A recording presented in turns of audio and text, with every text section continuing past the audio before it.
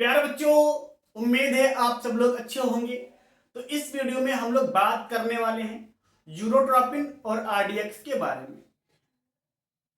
Urotropin और RDX को कैसे बनाया जाता है और इनके उपयोग क्या होते हैं, इस वीडियो में हम लोग बात करेंगे। तो पहले बात करेंगे बच्चों हम लोग यूरोट्रोपिन के बारे में। तो क्या होता है, ध्यान से सुनो। जब फॉर्मेल्डिहाइड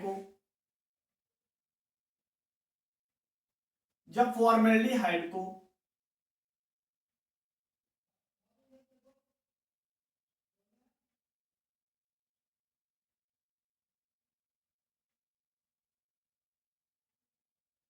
अमोनिया के साथ गर्म करते हैं,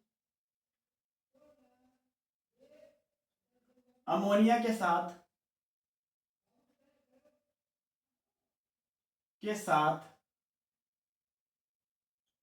गर्म करते हैं,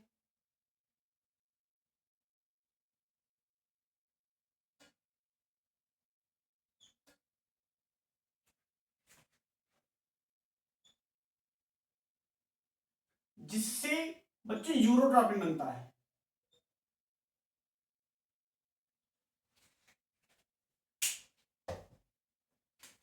जिससे यूरोट्रोपिन बनता है।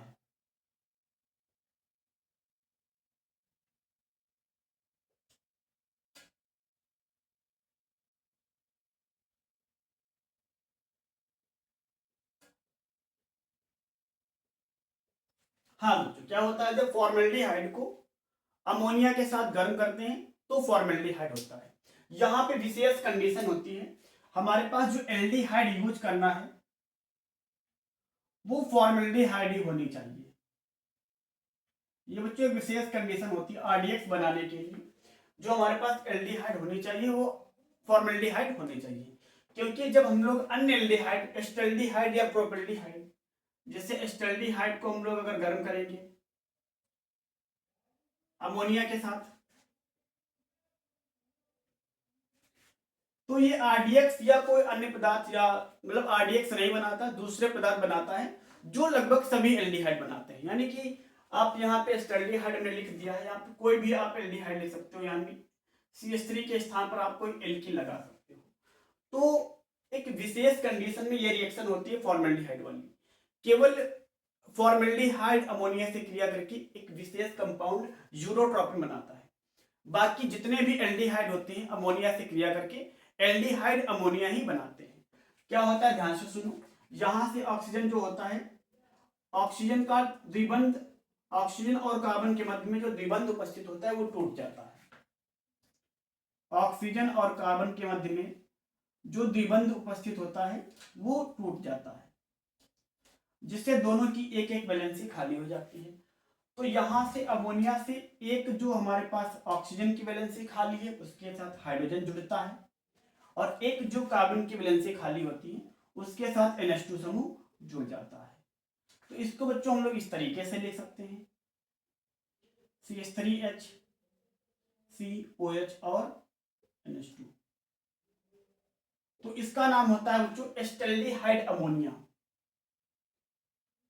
एसिटल्डिहाइड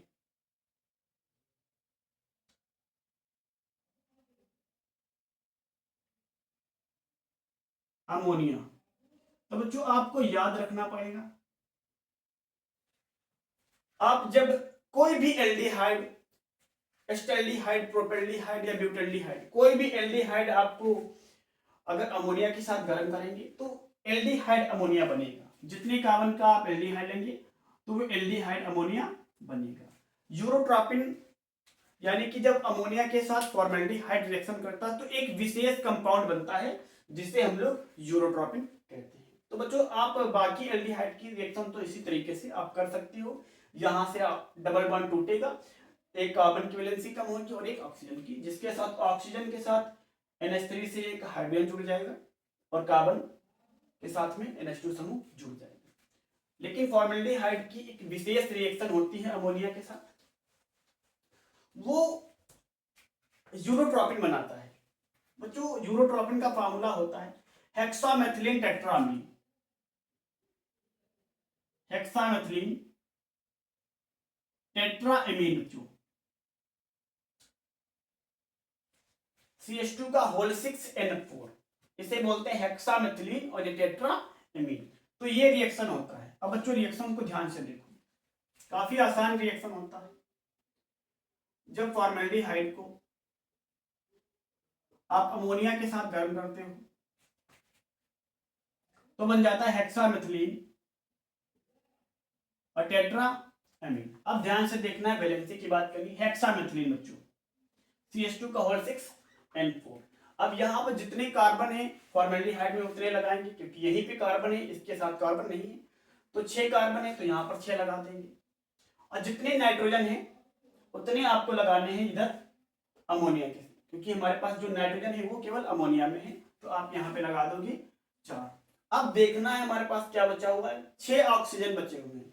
तो बच्चों जितने ऑक्सीजन है उतने जल, यानी कि 6H2O। तो इतनी आसान तरीके से आपने यूरोट्रॉपिन का निर्माण कर लिया है। हाँ, इसका पूरा नाम याद रखना बच्चों, हेक्सामेथिलीन टेट्राएमीन। इसका पूरा नाम होता है हेक्सामेथिलीन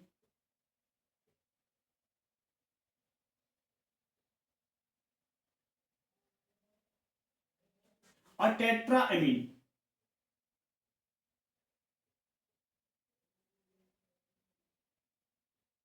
तो ये इसका पूरा नाम होता है। कितनी आसान तरीके से आपने बना लिया।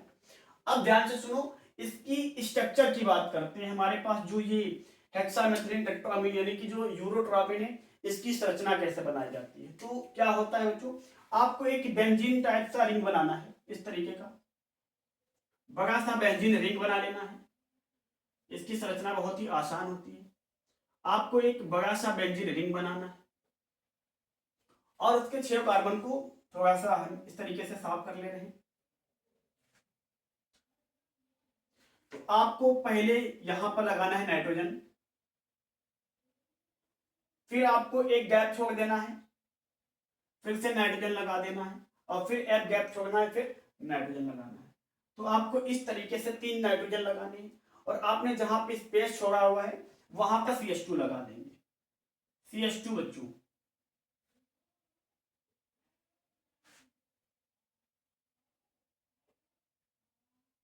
अब ध्यान से देखो बच्चों, इस वाले कार्बन की वैलेंसी पूरी हो चुकी है, 1 2 2 हाइड्रोजन, 4 वैलेंसी पूरी। इसकी भी 4 वैलेंसी पूरी, और इस वाले कार्बन की भी 4 वैलेंसी पूरी होती है। जो हमारे पास नाइट्रोजन बचा हुआ है उनमें किसी की वैलेंसी पूरी नहीं है।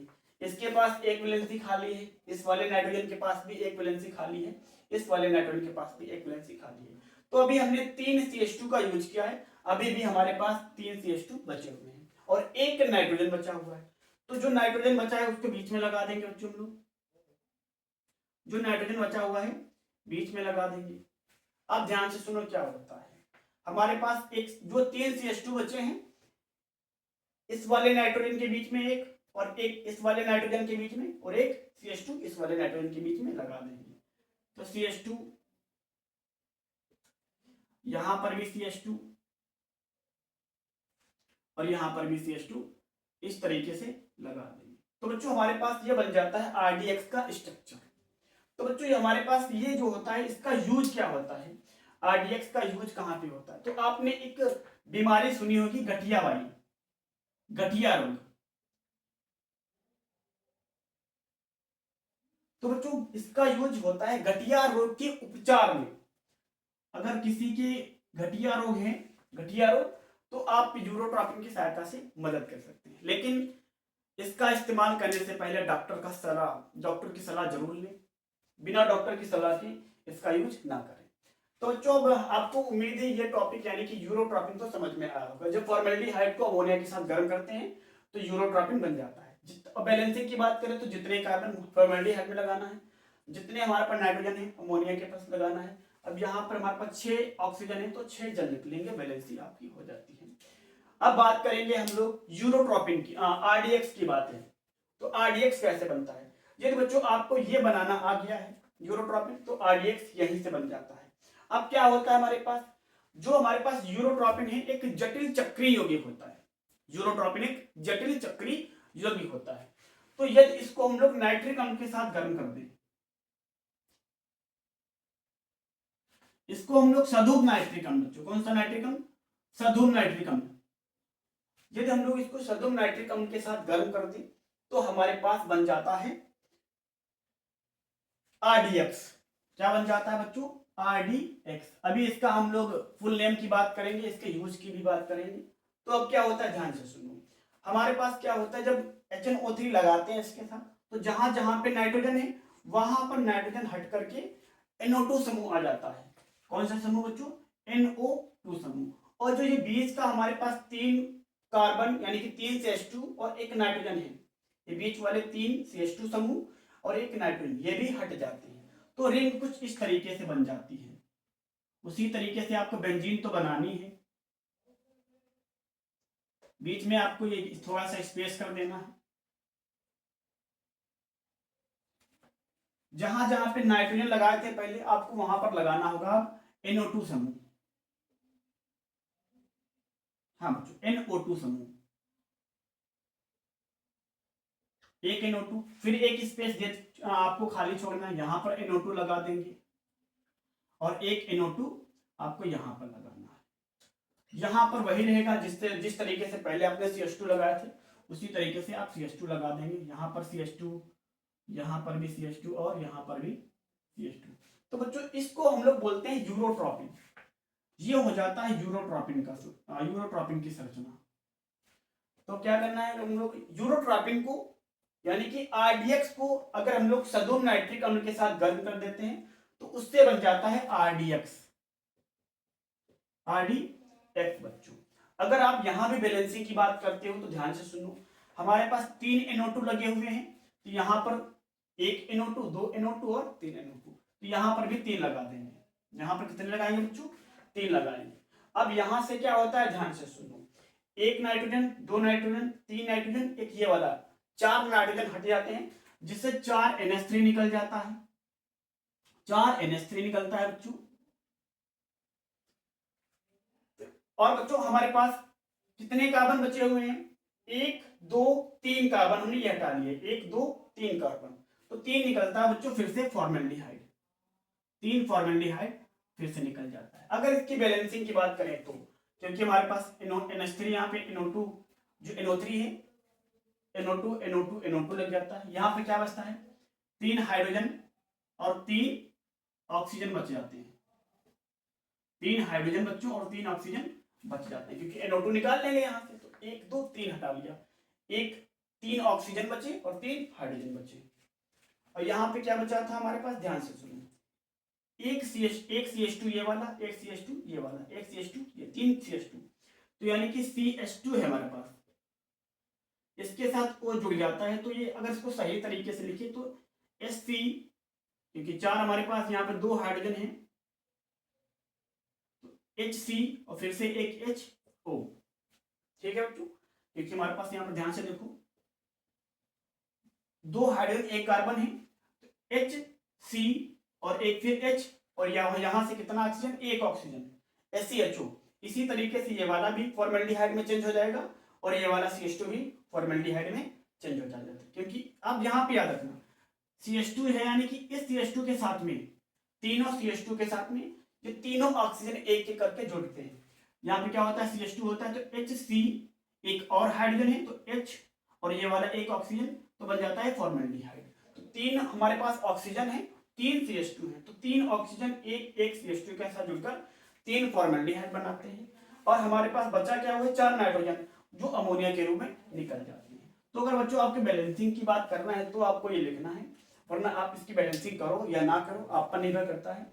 तो बच्चों ये RDX होता है। RDX का यूज तो आपको पता होगा, जो बड़े बड़े हमारे पास पत्थर तोड़े जाते हैं तो RDX की सहायता से तोड़े जाते हैं, क्योंकि RDX एक विस्फोटक पदार्थ होता है। तो इसका यूज बच्चों क्या है?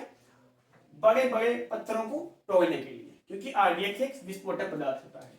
अगर इसके हम लोग फुल फॉर्म की बात करें कि RDX का फुल फॉर्म क्या होता है, इसको थोड़ा सा बच्चों में मिटा रहे हैं यहाँ पर।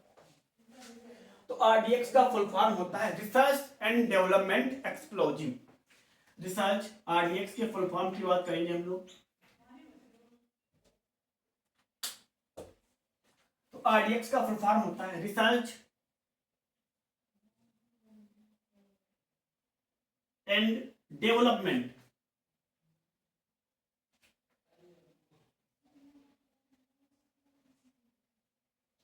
Explosive, EXP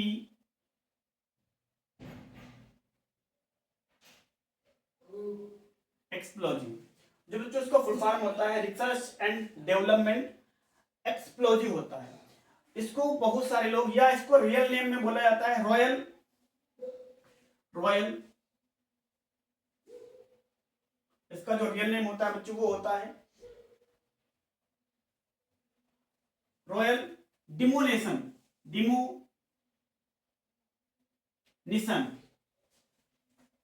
demolition explosive.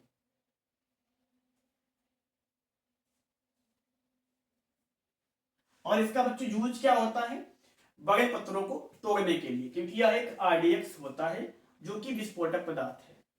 तो उम्मीद है बच्चों आपको समझ में आया होगा।